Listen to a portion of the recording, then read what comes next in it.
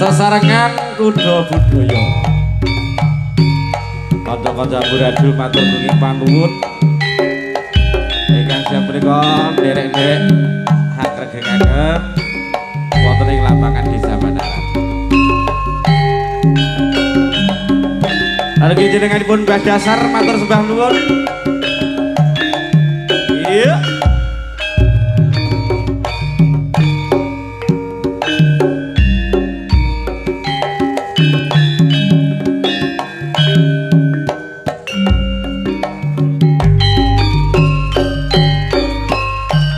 Keblate medhep mangilan saka desa Batang Saren Gunung Bolo katon asri tak sawang kaya Taman Sari akeh wong padha ngombar rasa tuwa muda ngobrol asmara ngobrol janji-janjine janji palsu ngobrol janji nganti lalian aku keblate madhep mangilan saka desa Batang Saren Gunung Bolo katon asri tak sawang kaya Taman Sari akeh wong padha ngombar rasa tuwa muda ngobrol asmara ngobrol janjine janji palsu ngobrol janji ganti lali anak putu.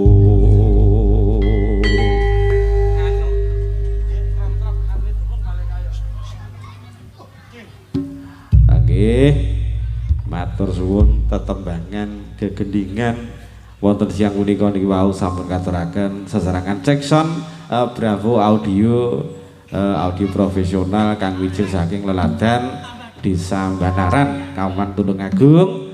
Monggo samangke khususipun dumateng para penonton ingkang saderengipun nyelak wonten ing sasana sepidhah malih kula imutaken monggo ingkang samangke badhe nyelak wonten panggung gembira khususipun dumateng para ibu-ibu ingkang mapan wonten ing leladan Desa Banaran monggo niki dalemipun ingkang samangke badhe amirsani paguyuban jaranan monggo dipun kunci rumiyin lan ugi kompor gasipun ingkang kala wau tasih masak Nggih wonten dalem tasih masak kagem Kang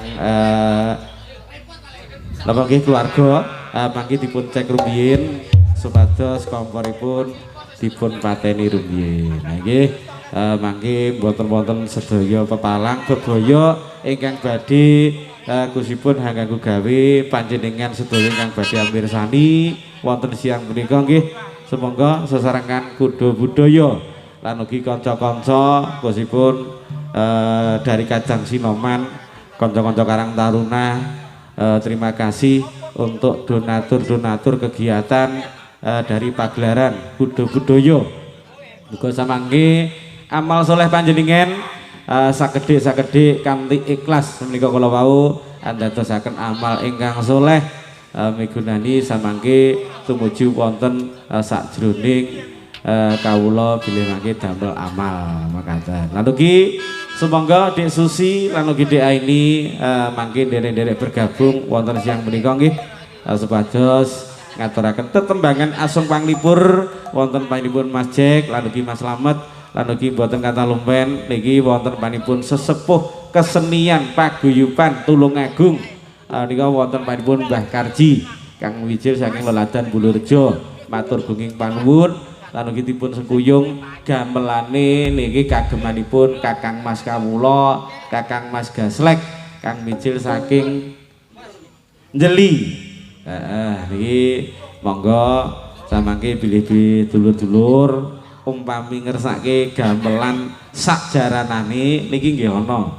Sak yogane niki langsung kemawon berhubungan kalian Mas Kirun Gondrong, Kang Mijil saking Leladan Kabanaran Kauman. Monggo iki mbok pilih ceksanipun tetembangan sampun ngaturaken pilih ngaturaken obong dupa sesarengan kalian panjenengan Mbah Dasar wonten siang menika kudo budaya katuraken dumateng dulur-dulur Banaran Kauman Tulung Agung.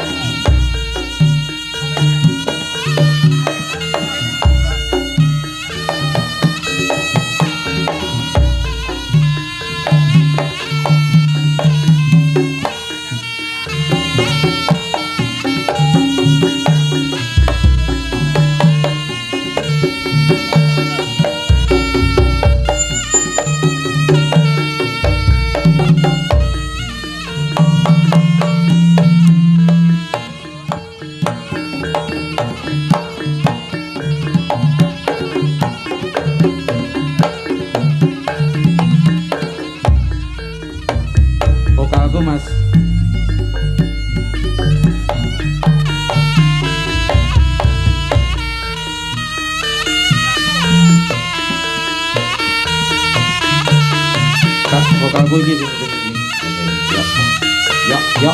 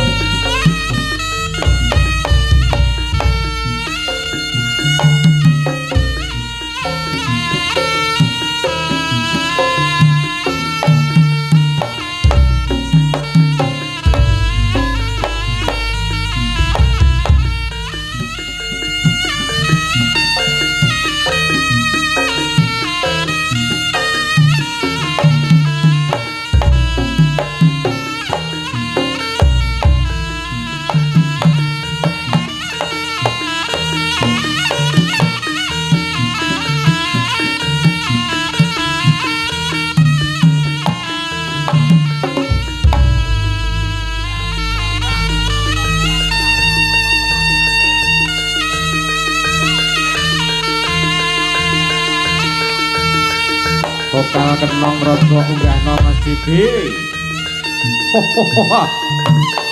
Hey. Oh. Le. Ya.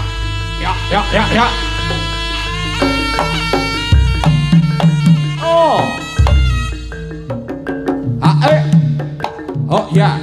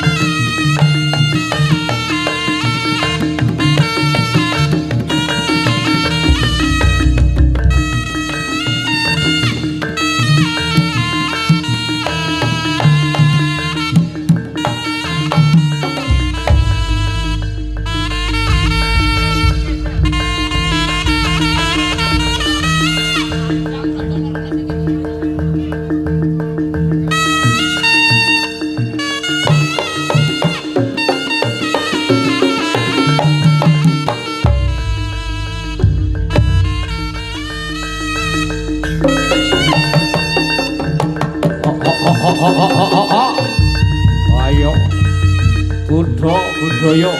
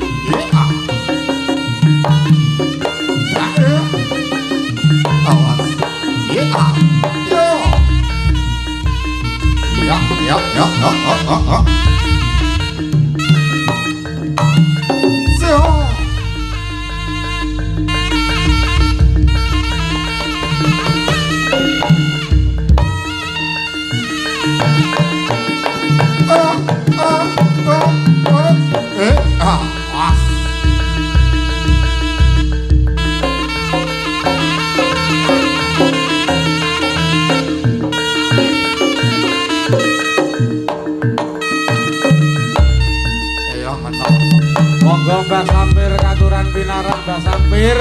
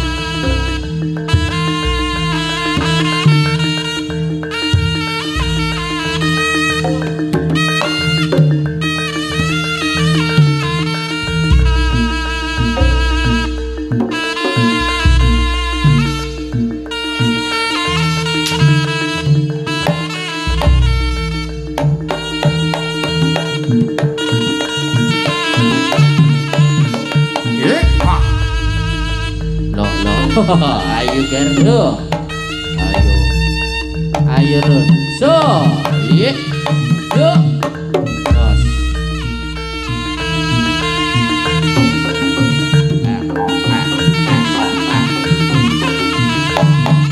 so, yuk,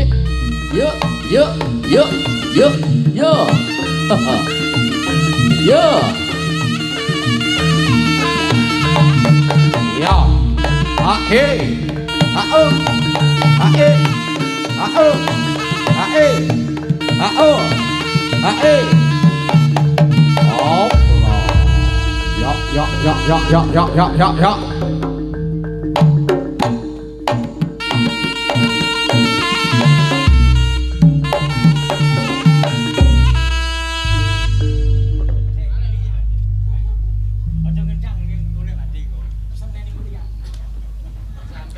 Lha niki matur gunging panuwun dumateng para kajeng Sutrisna Budaya menika kala wau pun obong dupa sesarengan kalian para sesepuh dalasan para pini sepuh wonten panjenengan Mbah Dasar lan ugi menika wonten panjenengan Mbah Sampir nggih matur sembah nuwun muga-muga kemawon tansah pinaring sehat sedayanipun para sesepuh kuda budaya wonten siang menika nggih tansah panjang yuswanipun pramila sumangga samangke sesarengan kalian seniman seniwati dari kanca-kanca kuda budaya khususipun wonten doa ini Nduk Susi lan ugi para kajang pangrawit saking Kro Amburadul nggih matur gunging panuwun anugi menika saking kanca-kanca YouTuber Bapak Karono lan ugi kanca-kanca Bolong Ngopi Mas Narutama dan juga Mbah Kayin Mas Wisnu dan juga Mas Gogor matur gunging panuwun atas support kerjasamanya live streaming siaran langsung kuda budaya wonten siang menika dalam rangka ini tadi HUT RI yang ke-80 dan juga sekaligus dari Ketua Panitia PHBR tentunya segenap keluarga besar di Sambanaran saya ucapkan terima kasih yang sebesar-besarnya atas partisipasi panjenengan untuk siang hari ini mengadakan kegiatan pentas seni jaranan campursari. Moga-moga saged dadosaken panglipur dumateng para penonton sedaya. Nggih, lan ugi ingkang temen rawuh Dik Galang matur gunging panuwun menika samangke ingkang ugi nderek-nderek nguri-nguri endahing budaya Jawi. Mbah Karji matur kenging panuwun menika rawuhipun sesarengan kalian keluarga besar Abdi Budaya Sanggar Seni Kang Mijil saking Leladan Desa Mbulurejo.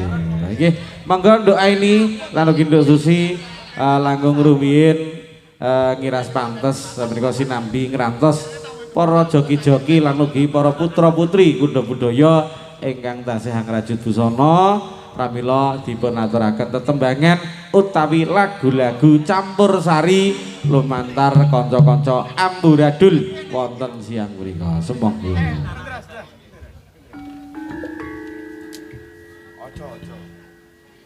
Tega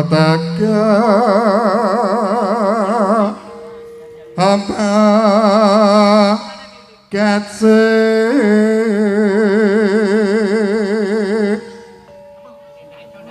do nimasta linek jiwa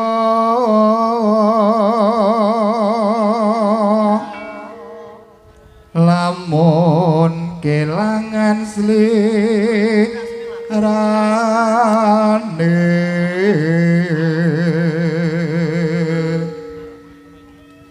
anane amungna longso pasrah jiwa raga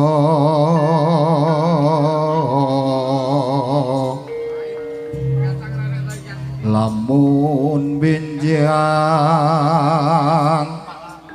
takon sliramu kepriye nggonku loko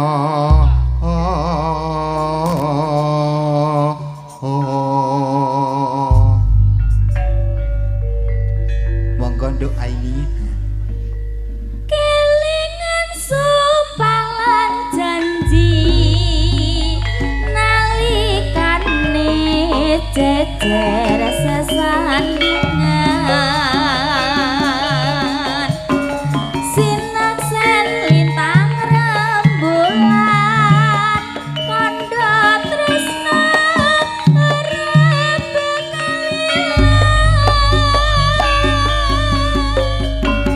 janji sajarane ngati ning saiki pedhot wis lali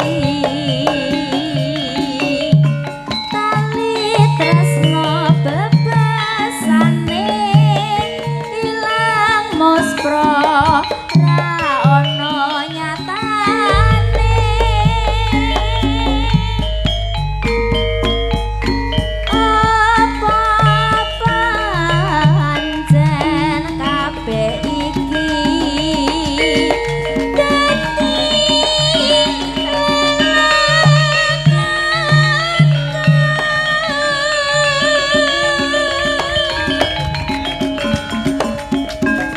yen to urip kudu pisah kalawan sliramu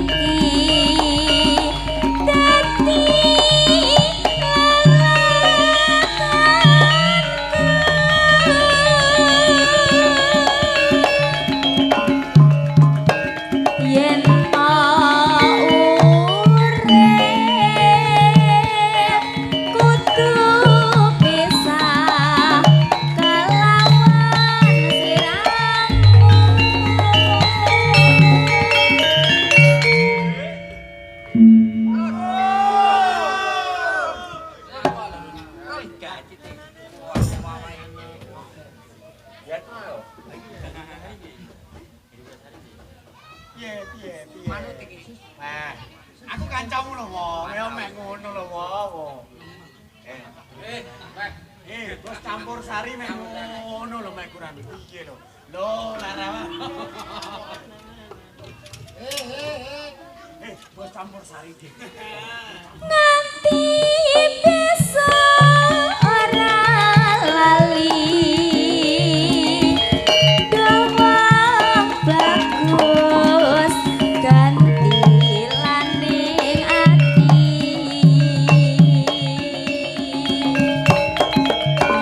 mugi Gusti ahli lani sing tak suwun tetapa ing janji.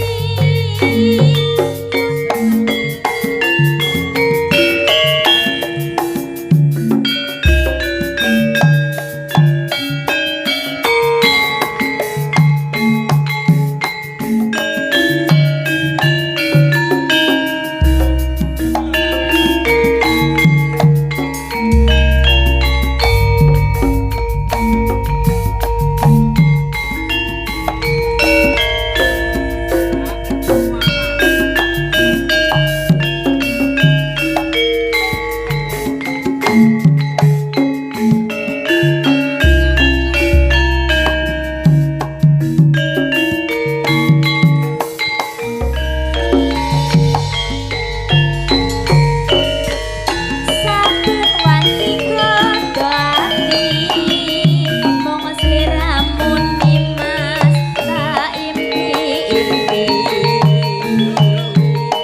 rasa kangen wis nyawiji mong sliramu nimas Gervita Sari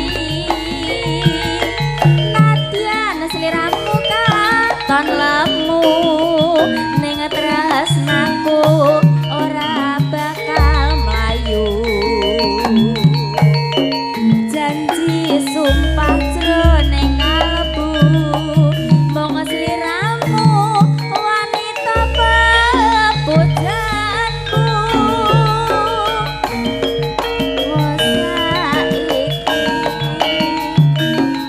ambangun endahing bebrayan sing disetyo sampun keturutan sandang pangan papan pun kecukupan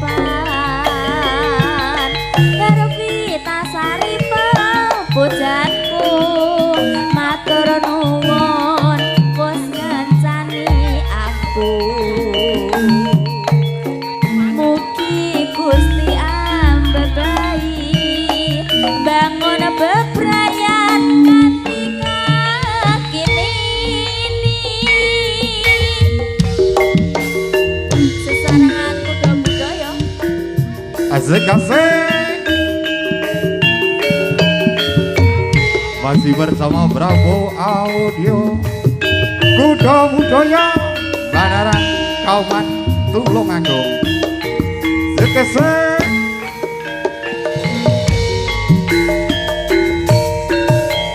saben wanci godho ati mong sliramu nimas Yo, oh. impi rasa kangen wis nyawiji mong sliramu nimas Gervita Sari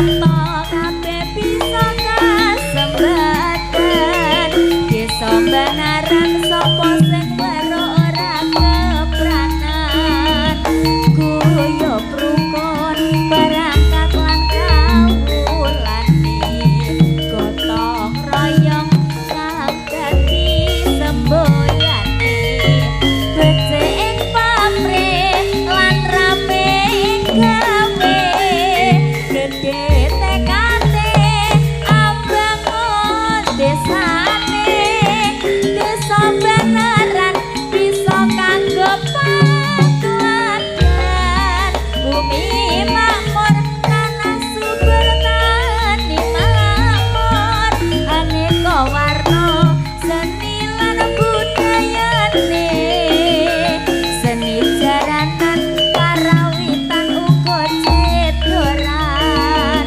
supo Banar wis nata sesepuhe desa Banaran Sukoharjo kawulane.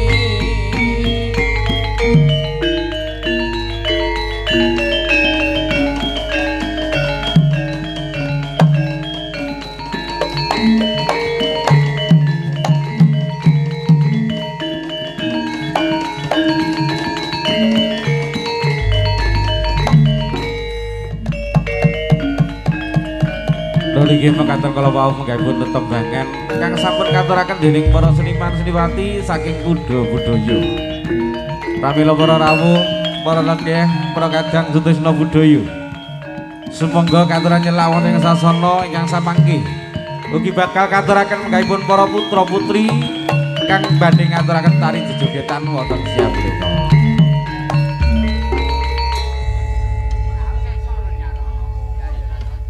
Nggih. Matur gunging panuwun Gusipun nggih wau sampun ngaturaken manggahipun tetembangan Supo Banar jumbuh kalian kalenggahan Desa Banaran ingkang siang menika ngaturaken manggahipun atur panglipur jaranan campursari Kuda Budaya kang mijil saking leladan Banaran ugi pramila dalam rangka PHBN yaitu Hari Kemerdekaan Republik Indonesia yang ke-80 pramila monggo samangke segenap keluarga besar Desa Banaran kranten kegiatan menika dipun aturaken 1 minggu sekali. Pramila kang kala rumiyin niki uga wonten makan gratis dan juga wonten hiburan campursari siang menika mboten ketinggalan Kuda Budaya jaranan campursari ingkang dipun pandhigani dening segenap keluarga besar dari PHBN Pemuda Karang Taruna Kadang Sinoman dari Desa Banaran mekaten.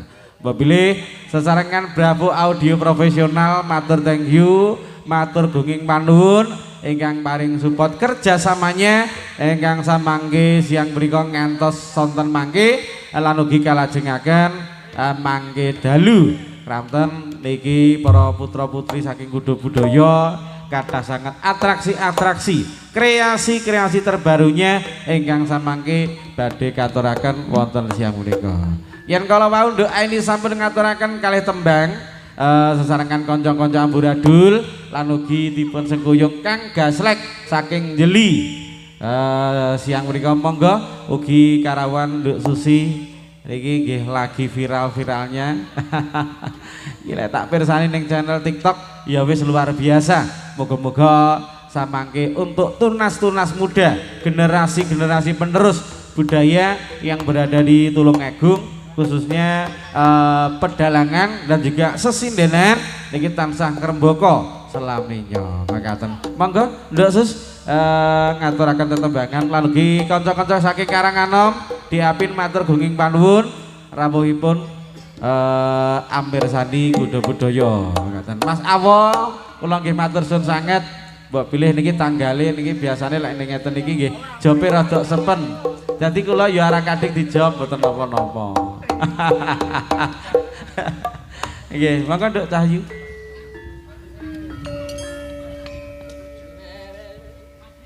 Tak tunggu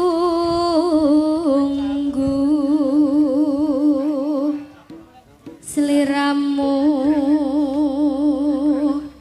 rawuh